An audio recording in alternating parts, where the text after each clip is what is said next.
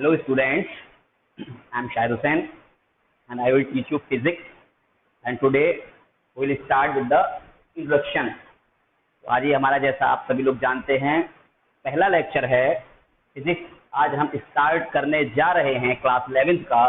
तो यहाँ पर सबसे पहले हम इंट्रोडक्शन से स्टार्ट करेंगे और इंट्रोडक्शन में हम सबसे पहले जानेंगे कि हमारे फिजिक्स में कितने चैप्टर्स या कितने यूनिट्स हैं, हमें क्या क्या पढ़ना है, और कुछ फंडामेंटल्स बातें, कुछ सिलेबस स्टार्ट करने से पहले की जो हमारे पास नॉलेज होना चाहिए उसको शेयर करेंगे, और क्या हमने अब तक सीखा है इसके बारे में जानेंगे. तो सबसे पहले हम बता दें कि हमारा जो टोटल सिलेबस है, जो टोटल सिलेबस डिवाइडेड है 10 यूनिट्स, और ये 10 यूनिट्स कौन कौन से हैं हम इसको जान लेते हैं.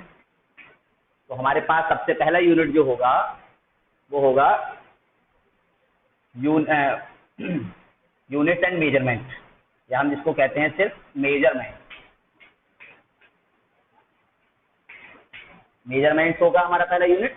इसमें हम यूनिट्स के बारे में, फिजिकल क्वांटिटीज के बारे में, डायमेंशंस के बारे में, और जो फंडामेंटल बातें होती हैं उसके बारे में जानेंगे, यानी मेजरमेंट से रिलेटेड बातें जानेंगे. चीज़ों को मेजर कैसे किया जाता है, क्वांटिटीज को किस तरह से मेजर किया जाता है, ये पहला यूनिट होगा हमारा. और दूसरा यूनिट होगा हमारा काइनेमेटिक्स. तो हम काइनेमेटिक्स में हम मोस्टली मोशन के बारे में पढ़ते हैं. Motion in a straight line, motion in a plane वगैरह, एंड वेक्टर्स, ये सब हम इस यूनिट में पढ़ेंगे. और तीसरा यूनिट हमारा हुआ करता है force and laws of motion. Force and laws of motion, ये हमारा थर्ड यूनिट है. इसमें हम force and laws of motion ये टॉपिक पढ़ेंगे. नेक्स्ट यूनिट होता है हमारा work, energy and power. Work, energy and power fourth unit है हमारा. इसके बाद है हमारा फिफ्थ यूनिट जो हुआ करता है rotational motion.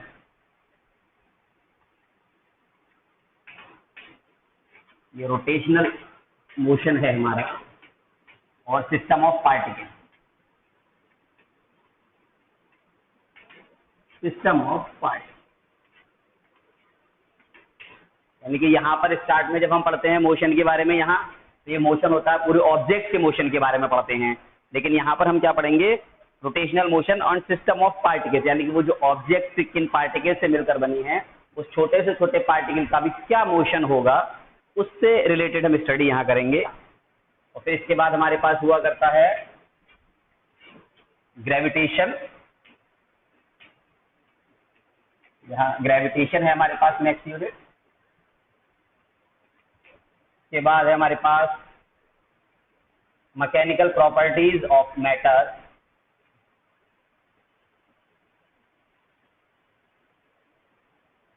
Mechanical properties of matter, यहाँ पर हम मैटर की सॉलिड स्टेट में, लिक्विड या गैसेस स्टेट में जो मैटर है उसके प्रॉपर्टी के बारे में पढ़ेंगे. इसके बाद हुआ करता है हमारे पास kinetic theory of gas. Kinetic theory of gas. फिर हमारे पास थर्मोडायनामिक्स. थर्मोडायनामिक्स. और लास्ट होता है वेव्स एंड ऑसिलेशन या सिंपल हार्मोनिक मोशन. तो ये हम पोर्शन अपना फिजिक्स का कवर करेंगे 11th क्लास में. टोटल सिलेबस है ये हमारा. आज हम थोड़ा सा इंट्रोडक्शन स्टार्ट करते हैं. तो ये सभी सिलेबस आप लोग नोट कर लेंगे. तो मिटा देते हैं हम.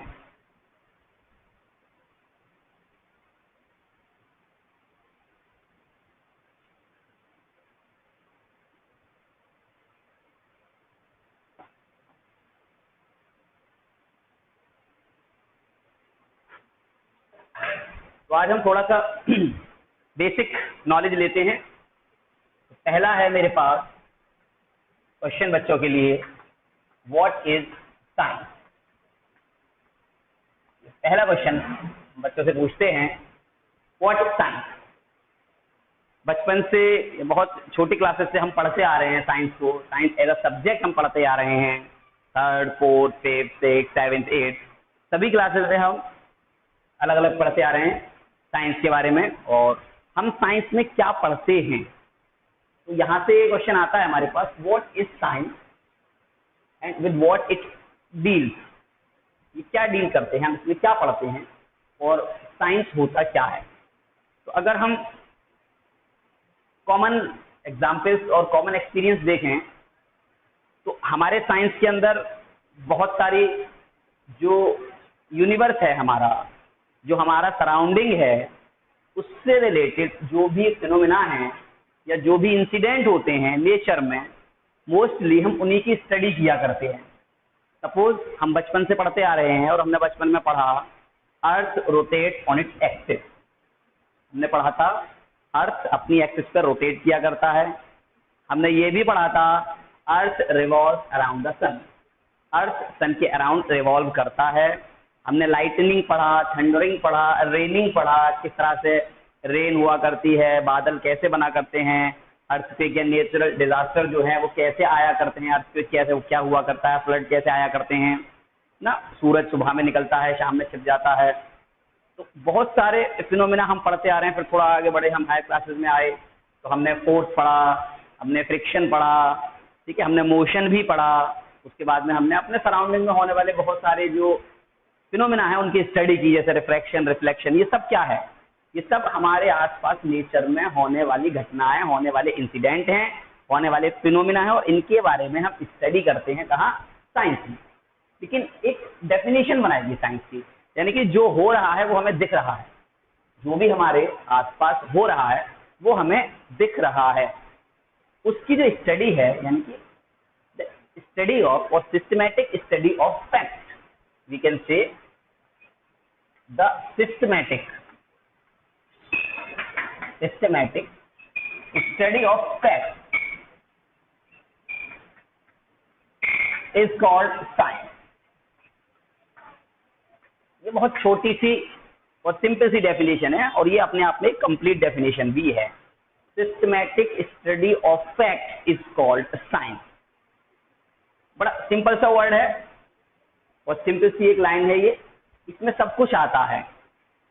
जैसे हमने पढ़ा है और हम ये पढ़ते हैं और ये कॉमन एक्सपीरियंस है कि earth rotate on its axis, earth अपनी एक्सिस पर रोटेट कर रहा है, या earth revolve around the sun. तो ये एक फैक्ट है, ये फैक्ट है, सभी जानते हैं, हर किताब में लिखा हुआ है। फिर इससे रिलेटेड जो स्टडी है वो एक जो सिस्टमैटिक स्टडी है कि सब कुछ किस सिस्टम से होता है या क्या सिस्टमैटिक ऑर्डर है ये सब होने का, उसकी स्टडी को ही हम साइंस कहते हैं, है ना। बारिश होती है, अब बारिश का होना एक नेचुरल फिनोमिना है, यानी कि हमारे आसपास जो भी हो रहा है उसमें एक कॉमन फिनोमिना क्या है, रेनिंग। तो बारिश का होना एक नेचुरल फिनोमिना है। अब लेकिन उसकी स्टडी करना, उसमें एक सिस्टम है कि बारिश होने से पहले क्लाउडिंग यानी बादल आया करते हैं। अच्छा, बादल जब आते हैं तो उसमें एक प्रोसेस हुआ करता है, कंडेंसेशन हुआ करता है। कंडेंसेशन की वजह से जो भी पहले से इवेपोरेशन हो रखा है पानी का, उस पानी को कंडेंस किया जाता है बादलों के जरिए, फिर वो प्रेशर बढ़ता है, कंडेंसेशन होता है, फिर क्या होता है, वो पानी बरसता है, यानी बारिश हुआ करती है। तो बारिश का होना एक नेचुरल फिनोमेना है, और उस नेचुरल फिनोमेना यानी कि फैक्ट है, इट्स रेनिंग, बारिश हो रही है, बारिश होती है। तो उस नेचुरल फिनोमेना की एक सिस्टमैटिक वे में जो स्टडी है उसी को हम क्या कहते हैं, साइंस कहते हैं।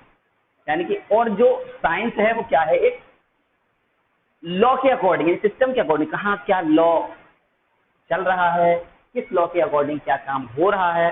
तो ये सारा जो हमारा फिजिकल वर्ल्ड है, ये हमारा क्या है, फिजिकल वर्ल्ड है, हमारा नेचर है, हमारे आसपास का जो भी सराउंडिंग्स हैं हमारे, इसमें होने वाले जितने भी इंसिडेंट्स हैं, फिनोमिना हैं, या जो फैक्ट हैं हमारे आसपास, उनकी सिस्टमेटिक स्टडी को हम क्या कहते हैं, साइंस कहते हैं। अब साइंस की मेनली 3 ब्रांच बनाई जाती है।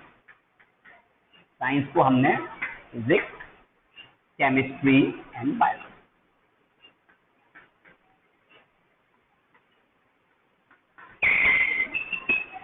साइंस को हमने क्या किया, जो स्टडी है हमारी उस स्टडी को हमने 3 कैटेगरी में कैटेगराइज कर दिया। यानी कि अब जो हमारा नेचर है, या हम ये कह सकते हैं जो हमारी सराउंडिंग है, जो हमारा पूरा यूनिवर्स है, यहाँ पर हमारे पास डिफरेंट टाइप के फैक्ट हैं। क्या हैं? हमने कहा study of fact is called science, लेकिन अब उन फैक्ट को भी हमने कैटेगराइज कर दिया। कुछ फैक्ट हमारे नेचर से रिलेटेड है डायरेक्ट, कुछ फैक्ट नेचर से रिलेटेड है, कुछ फैक्ट हमारे मटेरियल जो हुआ करता है, कंपोजिशन जो हुआ करता है ऑब्जेक्ट, उससे रिलेटेड हैं, और कुछ फैक्ट हमारे लिविंग थिंग्स या लिविंग ऑर्गेनिज्म से रिलेटेड हैं, ह्यूमन बींग से रिलेटेड हैं, एनिमल्स प्लांटेशन से रिलेटेड हैं। तो जो अलग अलग हमारे पास फैक्ट हैं उनकी हमने कैटेगरी बना दी, physics, chemistry and biology. Mainly हमने 3 कैटेगरी में इसको डिवाइड कर दिया। तो नेक्स्ट क्वेश्चन क्या होगा हमारा? हम जो पढ़ने जा रहे हैं, हम जो आज से स्टार्ट करने जा रहे हैं क्लास 11 का सिलेबस, यानी जो हम फिजिक्स पढ़ने जा रहे हैं, तो नेक्स्ट क्वेश्चन हमारा इसी से रिलेटेड होगा, what is physics.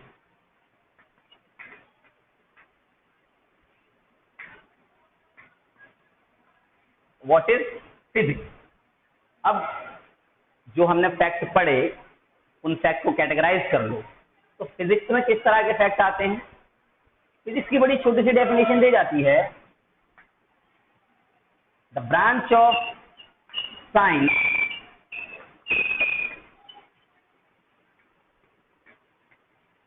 which deals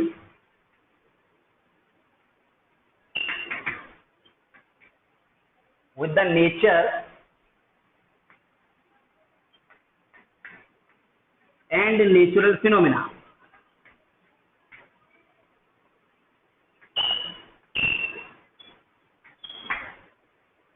So the branch of science which deals with the nature and nature phenomena. तो हमारे आसपास, हमारे नेचर में जो भी कुछ हो रहा है, उसकी स्टडी को हम क्या कहते हैं?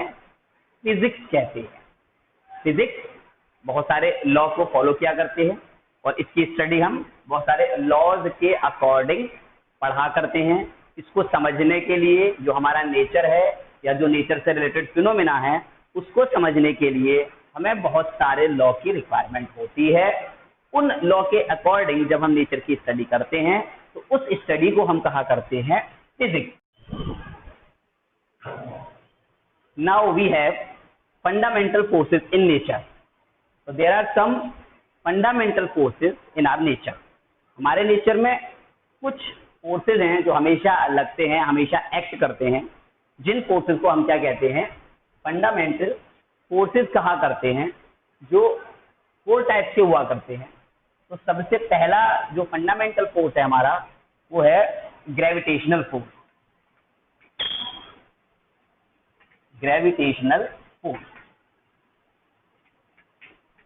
दूसरा होता है हमारा इलेक्ट्रोस्टैटिक फोर्स।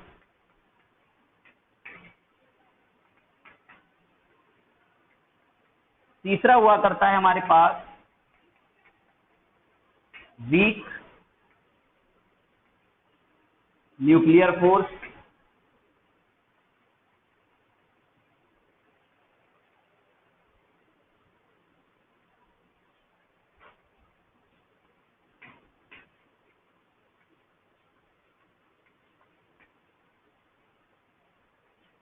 और लास्ट हुआ करता है स्ट्रॉन्ग न्यूक्लियर फोर्स।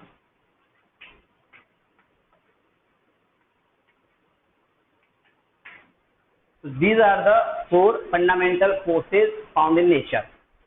ये हमारे नेचर में पाए जाने वाले 3 फंडामेंटल फोर्सेज हैं, और इनके बारे में हम कुछ नॉलेज शेयर करेंगे। पहली ग्रेविटेशनल फोर्स के बारे में आप सभी लोग जानते हैं, बहुत अच्छे से जानते हैं। This is the force act between any 2 object in our universe. हमारे यूनिवर्स में, हमारे सराउंडिंग में, हमारे आसपास, हमारे नेचर में किन्हीं भी 2 ऑब्जेक्ट के बीच लगने वाला जो फोर्स होता है, उस फोर्स को हम क्या कहते हैं? ग्रेविटेशनल फोर्स कहा करते हैं। और ये फोर्स इनवर्स स्क्वायर लॉ को फॉलो किया करता है। हम सभी जानते हैं इसके बारे में, न्यूटन ने इसके बारे में सबसे पहले बताया था कि हमारे नेचर में हर एक ऑब्जेक्ट दूसरे ऑब्जेक्ट को अट्रैक्ट किया करती है, और किन्हीं भी 2 ऑब्जेक्ट के बीच लगने वाला जो फोर्स होता है, उस फोर्स को हम क्या कहते हैं? ग्रेविटेशनल फोर्स कहते हैं। इस फोर्स की हेल्प से ही हमारा पूरा यूनिवर्स का हुआ है, मीन्स प्लेनेट्स हैं, स्टार्स हैं, सैटेलाइट्स हैं, ये सभी अपने अपने ऑर्बिट्स में रोटेट कर रहे हैं, रिवॉल्व कर रहे हैं। तो ये सारे के सारा जो फिनोमिना हो रहा है वो इन फोर्सेस के अकॉर्डिंग हो रहा है। हमारे जो नेचर में जो एयर है, जो हमारा एटमॉस्फेयर है, उस एटमॉस्फेयर को होल्ड करने में भी इस फोर्स का ही रोल है। तो ग्रेविटेशनल फोर्स किसी भी दो ऑब्जेक्ट के बीच लगने वाला फोर्स हुआ करता है। इसके बारे में हम पहले भी पढ़ चुके हैं, बड़ा सिंपल सा होता है। m1 m2 मास अगर है तो किसी भी दो ऑब्जेक्ट के बीच लगने वाला जो ग्रेविटेशनल फोर्स होता है वो g m1 m2 upon d square या r स्क्वायर इस फॉर्मूले से दिया जाता है। अभी हमें ये सब नहीं स्टडी करना है, इसके बारे में हम डिटेल्ड स्टडी करेंगे आगे के जो हमारे यूनिट्स आएंगे। अभी तो सिर्फ हमें जानना है कि ये होते क्या हैं। तो ग्रेविटेशनल फोर्स नेचर में पाया जाने वाला पहला फंडामेंटल फोर्स है और ये सबसे ज्यादा वीक फोर्स है हमारे नेचर में। अभी जो हमने 4 फोर्स लिखे थे उस सभी फोर्सेज में से ये सबसे ज्यादा वीक फोर्स कहलाता है ग्रेविटेशनल फोर्स, जो किसी भी दो ऑब्जेक्ट के बीच वर्क किया करता है। इसके बाद जो सेकंड है हमारा वो क्या है, इलेक्ट्रोस्टैटिक फोर्स। सेकंड हमने बताया इलेक्ट्रोस्टैटिक फोर्स।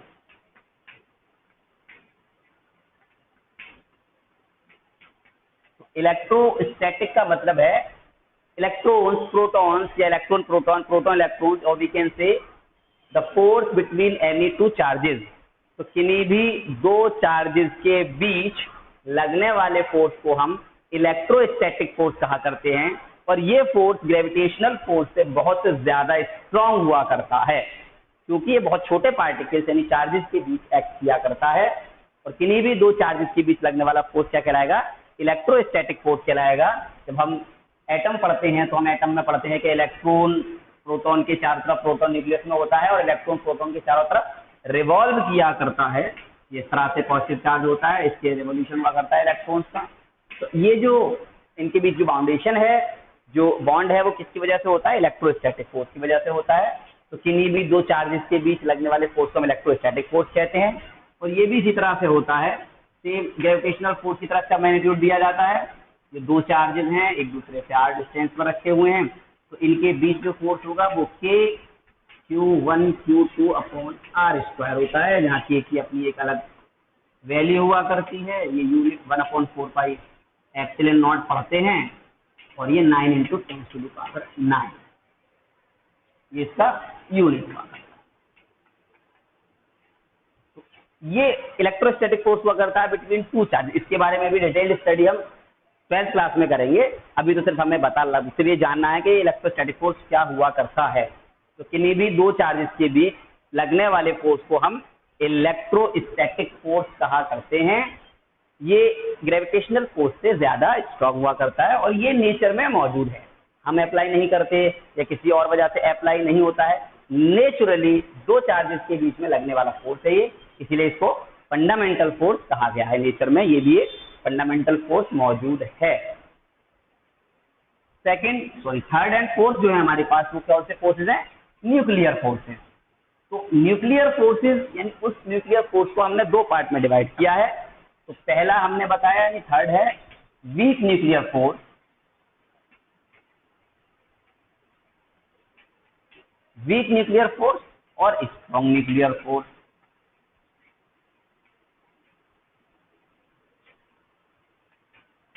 तो वीक और स्ट्रॉन्ग न्यूक्लियर फोर्सेज हैं हमारे पास।